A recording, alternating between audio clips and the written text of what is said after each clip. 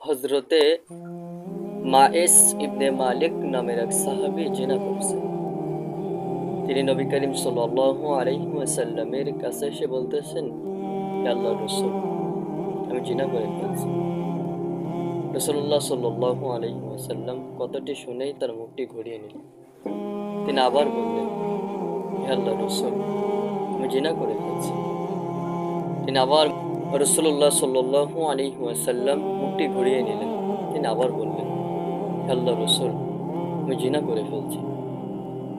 তিনি মুখটি আবার ঘুরিয়ে নিলেন। তিনি আবার বললেন, হে আল্লাহর রাসূল, আমি জিনা করে ফেলছি। এবার রাসূলুল্লাহ সাল্লাল্লাহু আলাইহি ওয়াসাল্লাম মুখটি ঘোরালেন। তিনি সাহাবীদেরকে বললেন, তোমরা যাও, খোঁজ নিয়ে দেখো সাহাবী কি সত্য বলতেছে কিংবা মিথ্যা। সাহাবীরা খোঁজ নিলেন, দেখলেন হ্যাঁ, সাহাবীটি সত্যিই জিনা করেছে। রাসূলুল্লাহ সাল্লাল্লাহু আলাইহি ওয়াসাল্লাম সাহাবীদেরকে বললেন, তোমরা যাও, এই সাহাবীকে কোমর পর্যন্ত মাটিতে পোতার পরে তাকে পাথর নিক্ষেপ করো, পাথরে মারতে মারতে তাকে মৃত্যুবরণ করে দাও, তাকে দুনিয়া থেকে বিদায় করে দাও। সেই সাহাবীর গায়ে পাথর মারতে মারতে একটা সাহাবীর গায়ে এসে তার রক্ত গায়ে লাগলো। সেই সাহাবীটি বলল, ইসরে, তিনি একটু বিরক্ত বোধ হলেন। তিনি বললেন, কোন নাফরমানের বাচ্চা, কোন বিয়াদবের বাচ্চার রক্ত আমার গায়ে লেগে গেল। কথাটি নবী করিম সাল্লাল্লাহু আলাইহি ওয়াসাল্লাম শুনতে পেলেন।